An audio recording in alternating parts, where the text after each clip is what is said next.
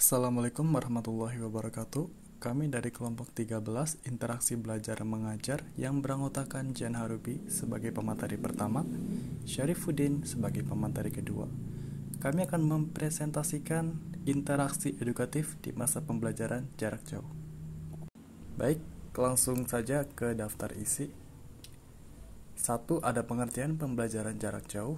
2. Unsur pembelajaran jarak jauh. 3. Sistem pembelajaran jarak jauh. 4. Implementasi PJJ di masa pandemi COVID-19. Dan 5. Interaksi edukatif di pembelajaran jarak jauh. Baik, langsung saja ke materi 1, pengertian pembelajaran jarak jauh. Di sini dijelaskan bahwa dalam Undang-Undang Nomor 20 Tahun 2003 tentang Sistem Pendidikan Nasional Pasal 1 menyatakan bahwa pendidikan jarak jauh adalah pendidikan yang peserta didiknya terpisah dari pendidikan dan pembelajarannya menggunakan berbagai sumber belajar melalui teknologi komunikasi, informasi, dan media lainnya. Keterpisahan antara pendidik dan peserta didik ini menjadi kekhasan dari PJJ. Hal ini sesuai dengan pendapat dari para ahli yang mengemukakan bahwa adanya keterpisahan secara fisik antara peserta didik dan antara peserta didik dengan pengajar merupakan salah satu karakteristik dari pendidikan jarak jauh. Karena sulitnya pengajar dalam membimbing dan mengawasi peserta didiknya, maka diharapkan peserta didik dapat mandiri belajar. Materi selanjutnya yaitu unsur pembelajaran jarak jauh. Pembelajaran jarak jauh harus memiliki beberapa unsur, yaitu adanya pusat kegiatan belajar, adanya interaksi dalam kelompok belajar, adanya personal sistem administrasi pembelajar, general information, pendalaman materi pembelajaran dan ujian, materi pembelajaran online atau bahan bacaan dari web lainnya, adanya perpustakaan digital. Saya akan menjelaskan masing-masing unsur. Adanya pusat kegiatan belajar, yaitu pusat kegiatan yang mampu menjadikan sarana sebagai tempat kegiatan pembelajar, meningkatkan atau mengembangkan kemampuannya, seperti membaca materi pembelajaran atau mencari informasi dan sebagainya. Adanya interaksi dalam kelompok belajar. Pembelajar dapat berinteraksi dengan pembelajar lainnya dalam kelompok belajarnya tersebut untuk mendiskusikan materi pembelajaran yang diberikan pengajar. Adanya personal administratif atau sistem administrasi pembelajar. Pembelajar dapat mengetahui informasi mengenai status pembelajar, prestasi hasil belajarnya, dapat mereview keanggotanya, dan sebagainya melalui sistem informasi ini. General information. Pembelajar atau pengunjung web bisa mendapat informasi. Untuk itu, disediakan fasilitas umum tanpa proses registrasi pembelajar terlebih dahulu. Pendalaman materi pembelajaran dan ujian. Pengajar memberikan tugas kepada pembelajar dengan tujuan untuk memperdalam materi pembelajaran yang telah diajarkan. Materi pembelajaran online atau bahan bacaan dari web lainnya di luar materi pembelajaran yang diperlukan untuk menambah dan melengkapi pembelajaran. Untuk itu, pengajar dan pembelajar dapat langsung memberikan materi pembelajaran online dari web-web lainnya. Adanya perpustakaan digital. Perpustakaan digital atau sering pula disebut electronic library memuat berbagai informasi kepustakaan, antara lain informasi tercetak seperti buku atau kepustakaan digital seperti audio, seperti suara, visual, seperti gambar, dan sebagainya.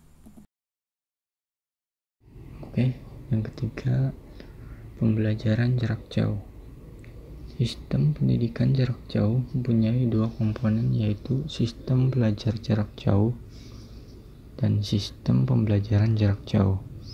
Sistem belajar jarak jauh memberikan penekanan kepada siswa dan proses belajar, sedangkan sistem pembelajaran jarak jauh lebih berfokus kepada proses belajar, organisasi pengajaran, serta pengajarannya.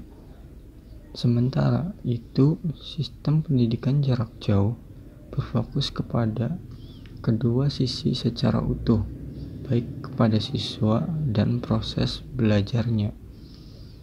Yang keempat yaitu implementasi pembelajaran jarak jauh di masa pandemi COVID-19. Sekolah-sekolah telah mengimplementasikan pembelajaran jarak jauh karena selain untuk mengurangi penyebaran COVID, pembelajaran harus tetap dilaksanakan.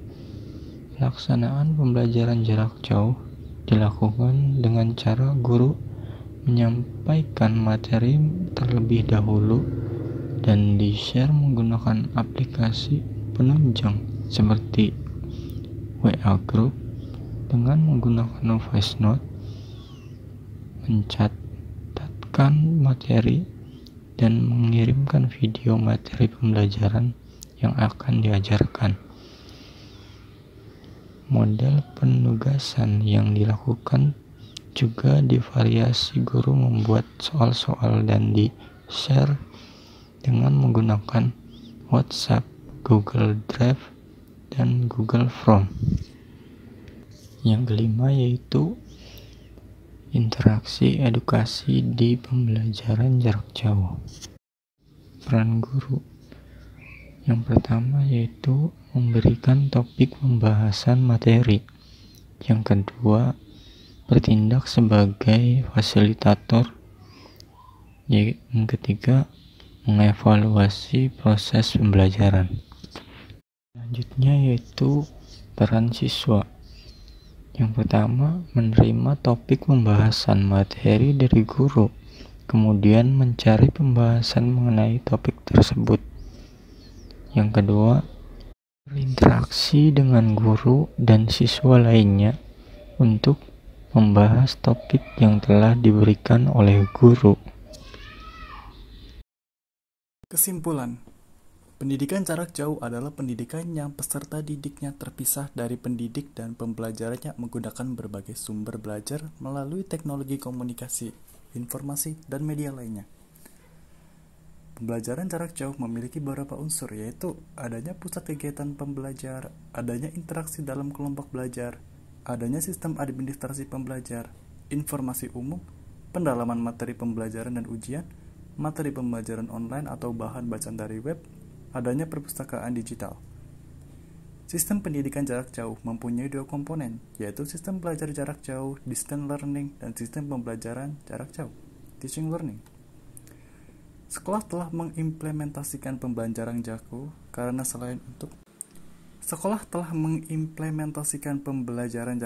karena selain untuk mengurangi penyebaran virus, pembelajaran harus tetap dilaksanakan agar peserta didik tetap dapat memperoleh materi pelajaran selagi masa pandemi tengah berlangsung. Dalam pembelajaran jarak jauh, guru berperan dalam memberikan topik pembahasan materi dan sekaligus bertindak sebagai fasilitator untuk terciptanya interaksi yang baik antara guru dengan siswa dan interaksi siswa dengan siswa, sehingga tujuan pembelajaran dengan sistem PJJ dapat tercapai. Kami tutup. Terima kasih atas perhatian kalian. Semoga bermanfaat. Assalamualaikum warahmatullahi wabarakatuh.